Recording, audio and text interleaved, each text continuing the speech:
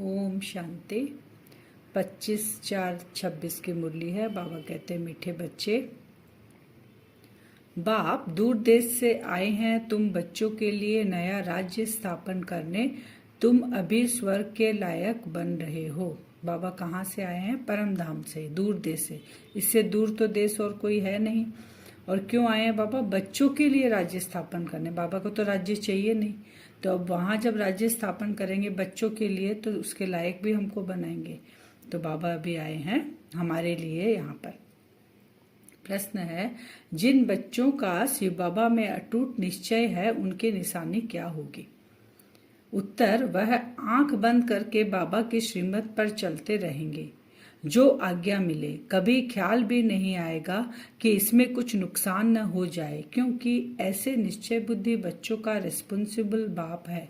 उन्हें निश्चय का बल मिल जाता है। अवस्था अडोल और अचल हो जाती है। बाबा पे अगर अटूट निश्चय है, जिस पे निश्चय रहता है उसकी हर बात को हम मानते हैं, तो वही आंख बंद कर हम बाबा की श्रीमत को माने। जो बाबा बोलते हैं वो हमें करना है। फिर बाबा कहते हैं, रेस्पॉन्सिबल अगर कुछ हुआ तो मैं हूँ, क्योंकि तुम मेरी आज्ञा अनुसार चले हो। और जो निश्चय का बाबा के ऊपर हमारा है, उससे हमारी अवस्था अडोल और अचल हो जाएगी। अडोल और अचल स्थिति में हम स्थित हो जाएंगे निश्चय के बल पे, जो बाबा के ऊपर हमारा निश्चय है उससे। गीत है, तुम ही हो माता, तुम ही हो पिता। फिर सारे संबंध जैसे हम भक्ति में गाते थे ना, तुम ही हो सखा, गाते थे लेकिन जानते कुछ नहीं थे। अब ये गीतों का भी अर्थ हम जानने लग गए। ओम शांति। यह महिमा किसकी सुनी? जिसको सिवाय तुम बच्चों के दुनिया में कोई जानते नहीं।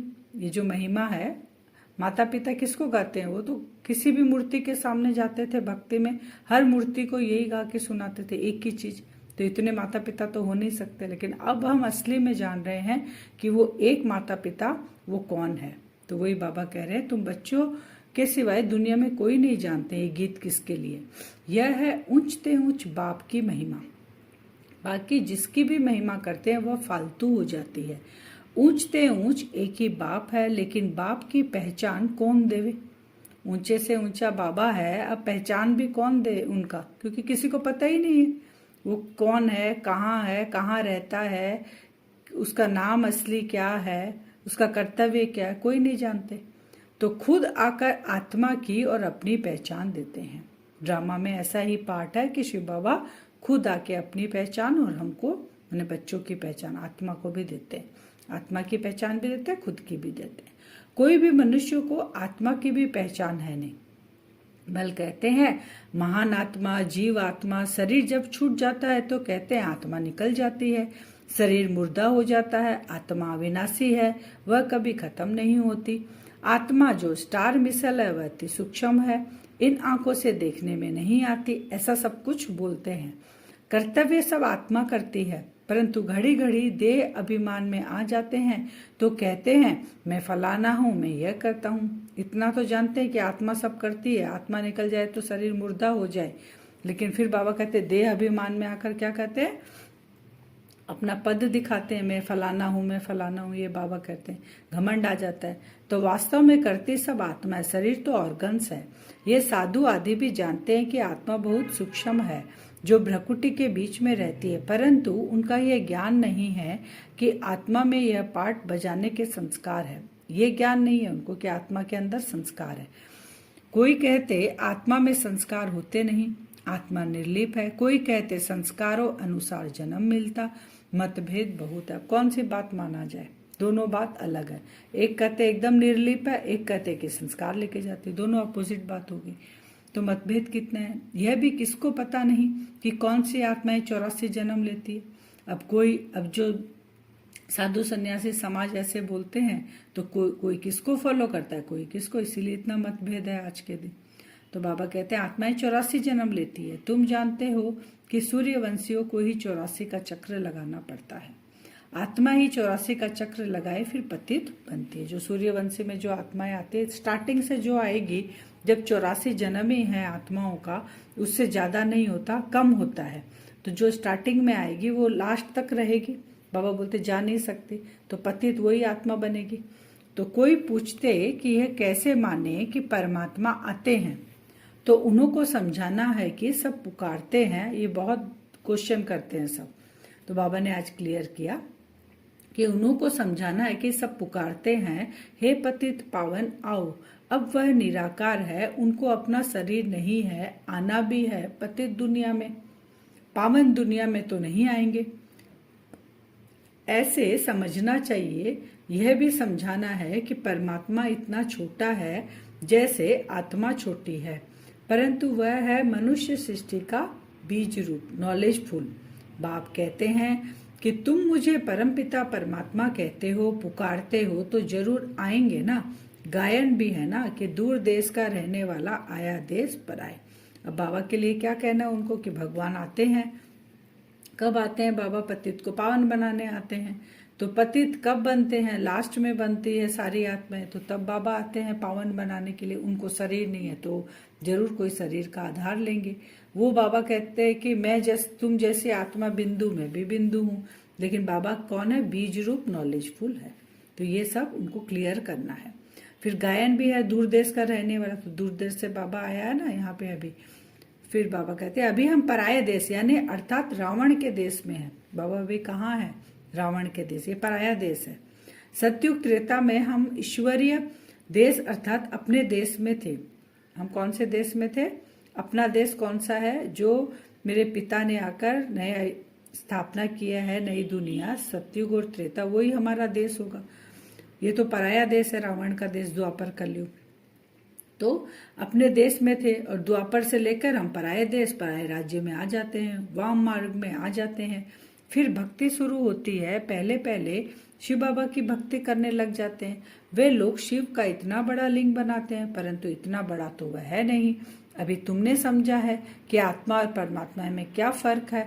वह नॉलेजफुल, सदा पावन, सुख का सागर, आनंद का सागर, यह परम आत्मा की महिमा है ना। आत्मा परमात्मा बिंदु रूप है, लेकिन परमात्मा कौन है? गुणों का सागर है, गुणों का भंडार है, आनंद का सागर है। उसकी महिमा है यह परमात्मा की। अब बाबा कहते हैं कि परमात्मा जन्म मरण रहित है।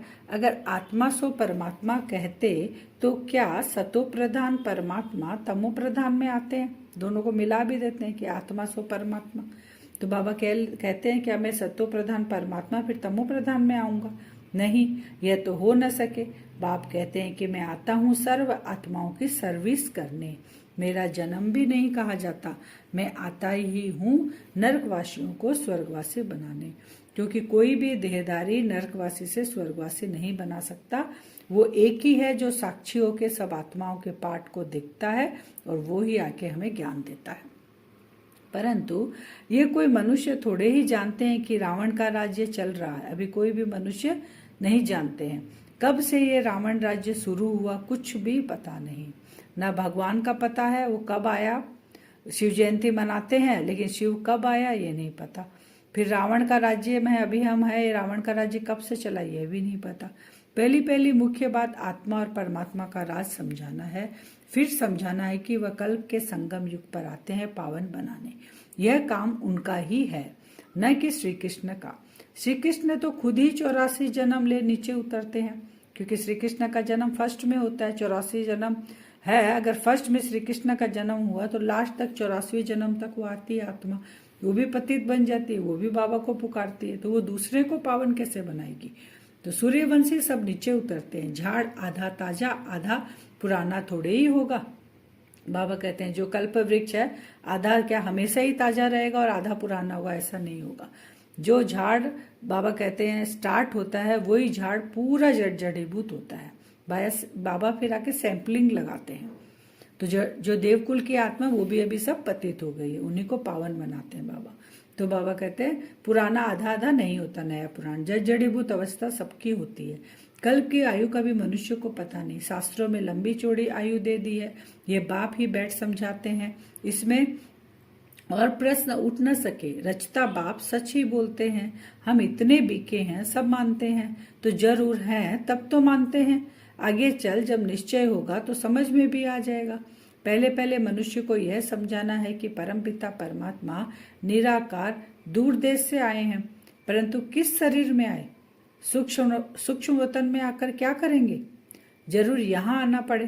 प्रजापिता ब्रह्मा भी यहाँ चाहिए। ब्रह्मा कौन है यह भी बाप बैठ समझाते हैं। जिसमें प्रवेश किया वह अपने जन्मों को नहीं जानते थे, तो बच्चे भी नहीं जानते थे। बच्चे भी तब बनते जब मैं अडॉप्ट करता हूँ। जब बाबा ब्रह्मा के तन में प्रवेश करते हैं, उनका नाम ब्रह्मा रखते हैं और उनके मुख से अडॉप्ट करते हैं। मैं इन साकार सहित बच्चों को समझाता हूँ, क्या तुम अपने जन्मों को भूल गए हो? अभी सृष्टि का चक्र पूरा होता है, फिर रिपीट होगा। मैं आया हूँ पावन बनाने के लिए, राजयोग सिखाने। पावन बनने का और कोई रास्ता नहीं। अगर फिर बाबा कहते हैं और कोई रास्ता नहीं है पावन बनने का, लेकिन अगर ये राज मनुष्य जानते तो गंगा आदि पर स्नान करने, मेले आदि पर जाते नहीं। इन पानी की नदियों में तो सदैव स्नान करते रहते हैं, द्वापर से लेकर करते आए हैं। समझते हैं कि गंगा में डुबकी मारने से पाप नाश होंगे। तो पाप अगर नाश होते, हर वर्ष गंगा में डुबकी लगाते हैं, तो फिर अभी पाप बढ़ता ही नहीं, खत्म हो जाता। बाप कहते हैं मुझे नई दुनिया स्थापन करने आना ही पड़ता है। शास्त्रों में भी है कि भगवान को संकल्प उठा तो जरूर ड्रामा प्लान अनुसार संकल्प उठा होगा। बोलते ना भगवान को भी संकल्प उठा, तो कब उठा? ड्रामा में था, संगम पर बाबा का संकल्प उठा, बाबा आए। आगे इन बातों को थोड़े ही हम कुछ समझते थे, कुछ नहीं समझते थे। जैसे बाहर वाले समझते हैं, मनुष्य आत्माएं साधारण वाली समझते, वही हम समझते थे। बच्चे, फिर बाबा कहते बच्चे भी कोई पक्के हैं कोई कच्चे हैं। कच्चा है तो कोई को समझा नहीं सकते। यह तो स्कूल में भी नंबरवार होते हैं। बहुतों को यह संशय पड़ता है कि हम कैसे समझे कि परमपिता परमात्मा आकर पढ़ाते हैं, क्योंकि उन्हों की बुद्धि में है श्री कृष्ण ने ज्ञान सुनाया। अब पतित दुनिया में तो श्री कृष्ण आ नहीं सकता, क्योंकि उनका फर्स्ट जन्म श्री कृष्ण का है। अब वो लास्ट में उसी चोले में नहीं आ सकते। सेम चोला बार बार नहीं मिलता, आत्मा को अलग अलग ही मिलता है। तो वही आत्मा है, लेकिन लास्ट का जन्म उसका ब्रह्मा का है, तो ये नहीं जानते। अब पति दुनिया में तो श्री कृष्ण आ नहीं सकता। यह उनको सिद्ध करो कि परमात्मा को ही आना पड़ता है। पति दुनिया पतित शरीर में बाप यह भी समझते हैं कि हर एक की अपनी अपनी बुद्धि है। कोई तो झट समझ जाते हैं, जितना हो सके समझाना है। ब्राह्मण सब एक जैसे नहीं होते, परंतु देह अभिमान बच्चों में बहुत है। ये बाबा भी जानते हैं कि नंबरवार है। डायरेक्शन पर बच्चों को चलना पड़े। बड़ा बाबा जो कहे वह मानना चाहिए। गुरुओं आदि की तो मानते आए हो, अब बाप जो स्वर्ग में ले जाने वाला है उनकी बात तो आंख बंद कर कर माननी चाहिए। अब जो जैसा करेगा, बुद्धि जितना बाबा तो सारा ज्ञान सब बच्चों को एक जैसा देते हैं। अब जितना जो धारण करे। बच्चों से बाबा पूछते हैं कि ठीक बैठे हो, कोई तकलीफ तो नहीं है? लव होता है बच्चों के लिए। माँ बाप को किससे लव होता है? बच्चों के लिए। बेहद के बाप को बच्चों के लिए बहुत बहुत लव है। जो जितनी श्रीमत पर सर्विस करते हैं उस अनुसार लव रहता है। सर्विस में ही फायदा है, सर्विस में हड्डियां देनी है। कोई भी काम करते रहेंगे तो वह फिर दिल पर भी रहते हैं कि यह बच्चा फर्स्ट क्लास है। परंतु चलते चलते किसी पर ग्रहचारी भी बैठती है, माया का सामना होता है ना। ग्रहचारी के कारण फिर ज्ञान उठा नहीं सकते। कई तो फिर कर्मणा सेवा अथक होकर करते हैं। बाबा ने कहा लव किससे रहेगा? जो सर्विस करेगा, हड्डी देगा सर्विस पे, तो माता पिता का लव उसके साथ ही रहता है। फिर बाबा कहते किसी पे ग्रहचारी बैठ सकते, तो माया तो बाबा बोलते लास्ट तक आएगी। ये फिर बाबा कहते हैं जो निश्चय वाला होगा, जिसको निश्चय होगा, बाबा कहते हैं निश्चय वाला कभी हिलेगा नहीं। बहुत हिल जाते हैं। पिछाड़ी में जब भंबोर को आग लगेगी तब अचल बन जाएंगे। अभी तो बहुत युक्ति से समझाना है। अच्छे अच्छे बच्चे तो सर्विस पर रहते हैं, दिल पर चढ़े रहते हैं, बहुत तीखे जाते हैं, बहुत मेहनत करते हैं, उनको सर्विस का बहुत शौक रहता है। बाबा कहते हैं निश्चय कब होगा? लास्ट में होगा बहुत। और कुछ बच्चे निश्चय है तो वो नहीं हिलते, और जो हिलते हैं वो लास्ट में बाबा कहते पक्के हो जाएंगे। फिर आज का वरदान है योग युक्त स्थिति द्वारा सूक्ष्म व कड़े बंधनों को क्रॉस करने वाले बंधन मुक्त भव। योग युक्त अगर हम स्थिति में रहे तो हमारे सूक्ष्म बंधन जो भी है उससे हम मुक्त हो जाएंगे। अब बाबा बता रहे हैं कि सूक्ष्म बंधन कहाँ से आते हैं हमारे योग में। तो योग युक्त की निशानी है, योग युक्त है अगर हम तो बंधन मुक्त है। योग युक्त बनने में सबसे बड़ा अंतिम बंधन क्या आता है?